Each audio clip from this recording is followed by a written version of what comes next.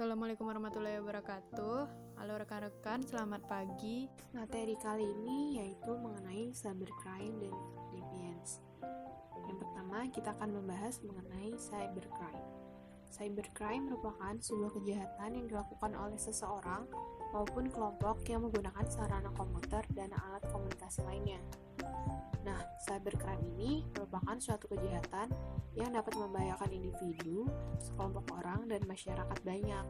Kejahatan yang dilakukan itu berdasarkan kepentingan dalam berbagai hal, seperti kepentingan bisnis, kepentingan politik, dan lain sebagainya, yang juga dipergunakan sebagai motif atau alasan agar dapat mempengaruhi seseorang yang dijadikan objek sehingga terjerumus dan menjadi korban cybercrime.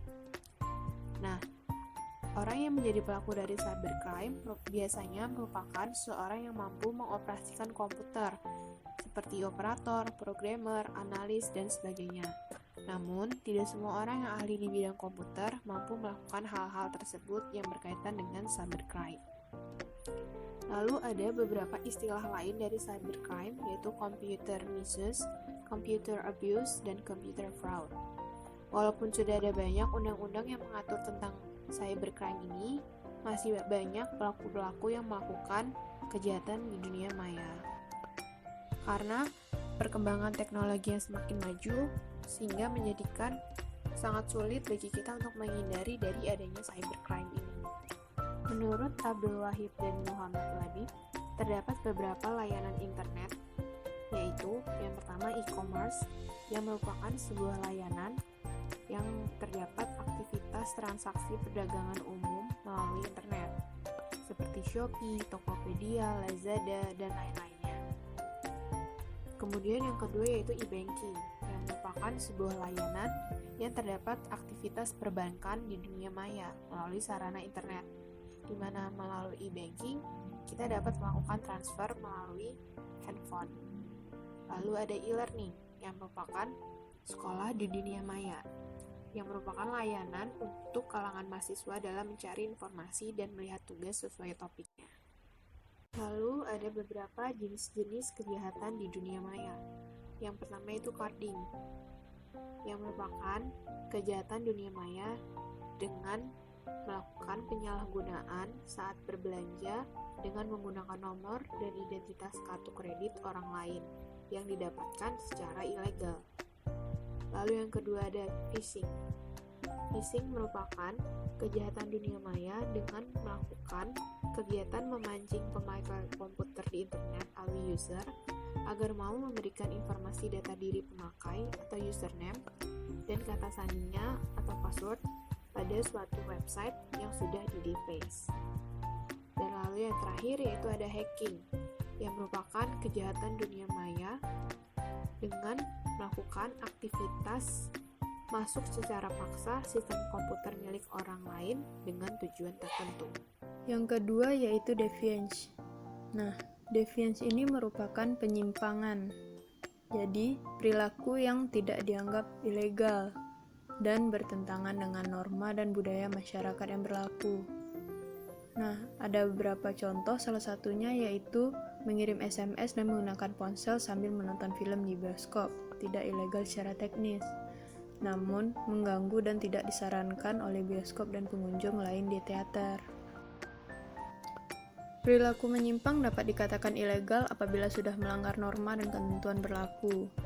Nah, contohnya yaitu pelecehan, bullying, penipuan. Dalam kasus ini, hacker tidak bisa disamakan dengan cracker. Hacker merupakan seseorang atau sekelompok orang yang berusaha membantu terhadap dunia jaringan internet. Sedangkan cracker yaitu seseorang yang berusaha mencari tahu kelemahan dari suatu sistem, tetapi dengan memiliki kepentingan pribadi. Baik, saya Panji Pratama. Saya akan menjelaskan mengenai cybercrime and its harm to victim identity, atau bisa disebut kejahatan dunia maya dan kerugian bagi korban. Jadi sama-sama kita ketahui saat ini semakin banyak kejahatan dunia maya yang dilakukan oleh para pelaku kejahatan.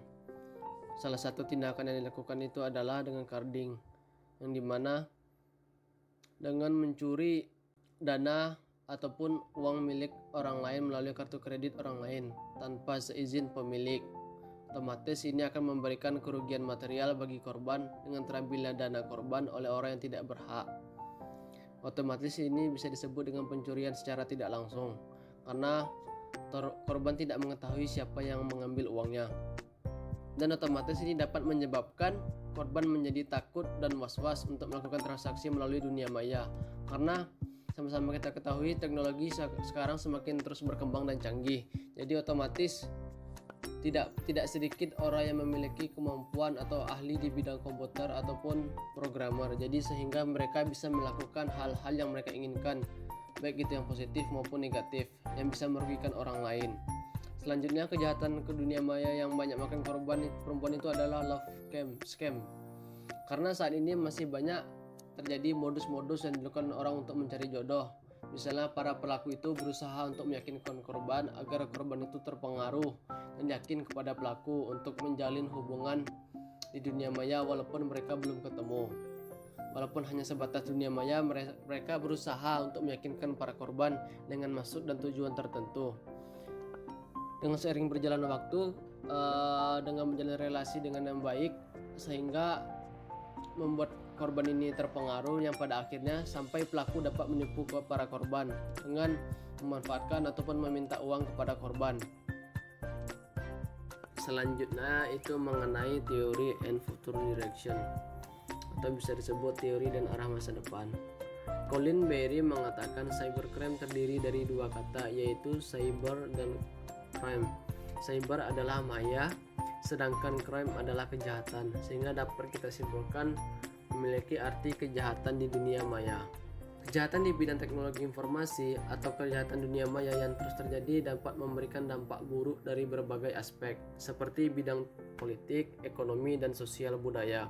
Di masa akan datang, serangan elektronik dapat mengganggu perekonomian nasional melalui jaringan yang berbasis teknologi informasi seperti perbankan, telekomunikasi satelit, listrik, dan lalu lintas penerbangan. Sama-sama kita ketahui tadi, banyak sering terjadi kasus kejahatan dunia maya itu di bidang perekonomian, di mana sering terjadi itu carding, di mana pencurian dana yang dilakukan oleh pelaku dengan mengambil dana milik orang lain tanpa sepengetahuan pemilik dengan membobol melalui kartu kredit.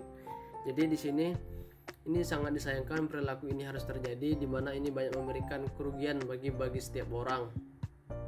Terkadang orang yang memiliki kemampuan di bidang komputer, programmer, malah ia menyalahgunakan kemampuan yang dimiliki untuk hal-hal yang tidak baik atau negatif. Ini sangat memberikan dampak buruk bagi semua kalangan ataupun berbagai aspek. Yang selanjutnya itu, permasalahan yang sering muncul itu adalah hacker. Namun di sini jangan sampai salah mengartikan. Sementara yang sering membobol komputer milik bank dan memindahkan dana serta berubah data secara melawan hukum itu adalah cracker.